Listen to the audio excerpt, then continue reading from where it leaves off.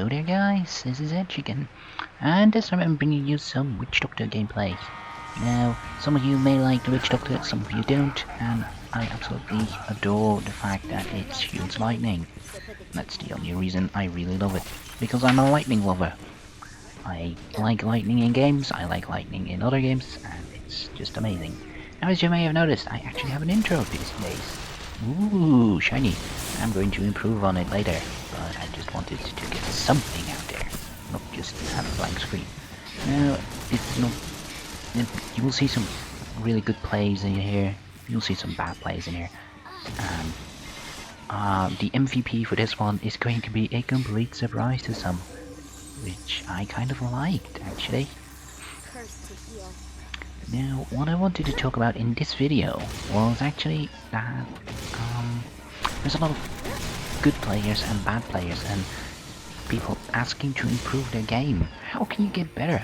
Is it using a certain weapon or a certain upgrade, or using a build that the pros use or that other people use? No.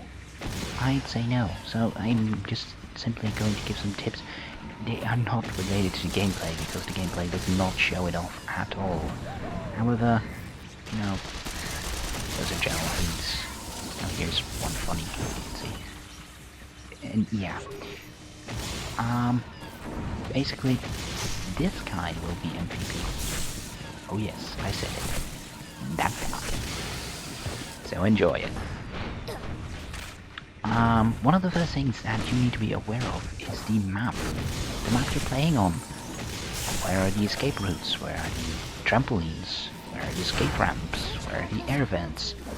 That way you can actually make a strategy according to it, because you know where to escape to if you get into trouble, or if your friends get into trouble, or if you see an enemy approaching. You'll know where they are coming from and where they will go. This will increase your game tremendously, because you can actually roam around the map a lot. Now, as you might see in my gameplays, I rarely camp or stand still, only to heal. The only times I do stand at a health station is because I've lost health. Now, if I lose health, I'd rather not engage someone, or when I'm low on ammo, I'd rather not engage someone, because in case I don't kill them, I will run out of ammo and lose the engagement by default, which is not a particularly great thing to me. So I generally avoid such confrontations. Oh, look here, he thought he was safe, he thought, nope, he was wrong.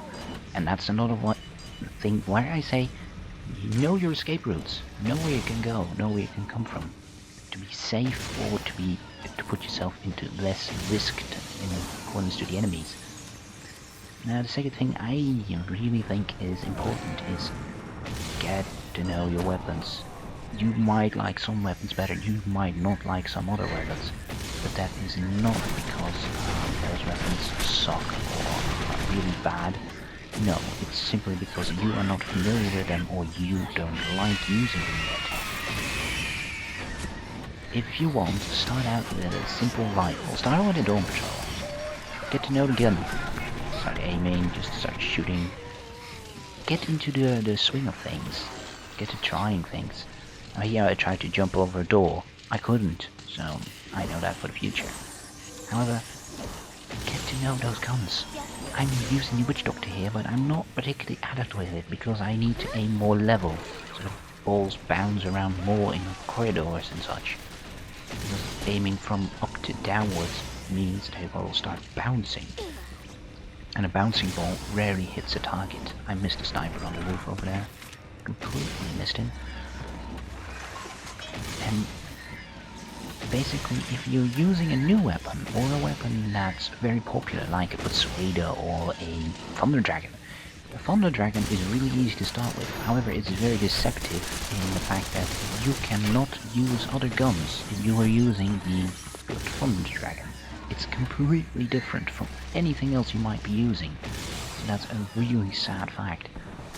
If you want a real challenge, start using with a Sniper or the Deep Freezer, or similar guns that do a high front load of damage but require a lot of aiming.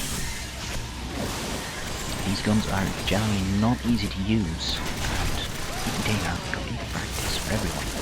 Now there's no That's a third point. There's no magical build that works. There's no magical build that's perfect or is overpowered or stronger than others. No, you can counter everything, literally. You can counter this weapon simply by the fact that you should not stand in enclosed areas. The more open your area is, look at this one. The more open your area is, the more likely you are to survive. That guy could easily survive because he was in an open area. He didn't, but that's because I shot multiple walls in there. But generally, if you're in a one-on-one engagement and you're in an open area, you counter the witch doctor. That's that simple. So moving around a lot helps there. Campers, however, are really screwed over by it, which is what it was designed to do.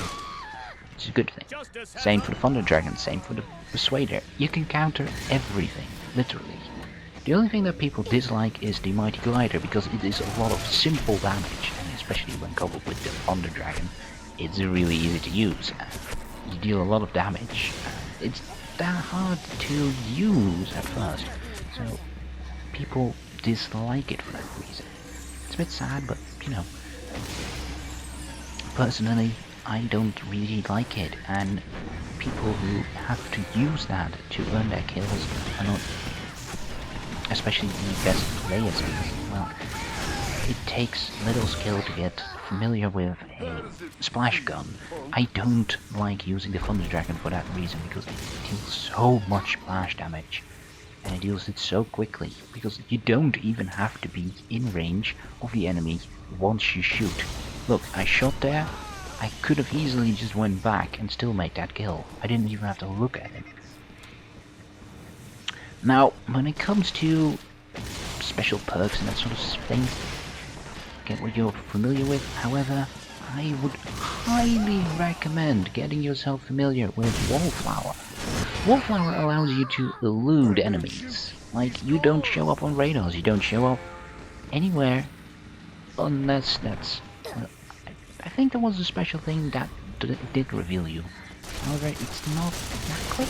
You stay hidden for quite a while and you are just harder to track and kill, because if you can't be found on the minimap or through walls, you just die a lot less.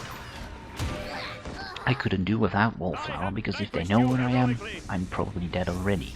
So, and that's especially true when you're playing at a with higher level people, because if once they spot you, you are generally shot and dead.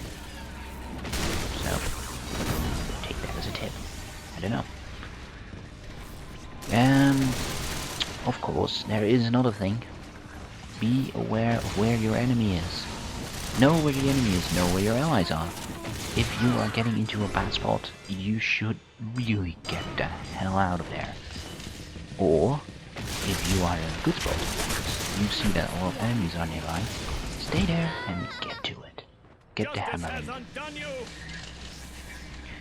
There is, of course, one particular thing that I'm not doing in this gameplay, and what you should always do is never, ever try and go through the same entrance over and over again, because generally it will get you killed. Generally, you will not survive it. If the enemy is already aiming for you, it's getting really hard to get around and not get shot. You will see that I'm using motion sensors a hell of a lot. That's not because of the easy assists, it's because I know for a fact that not many use Wallflower, and that way I can track them without any trouble at all. I can just put the thing down and get the position of the enemy that will pass by. That way I can block off certain areas, or I can survive more easily. Anyway, take these tips, and this was Edge, and I will see you next time.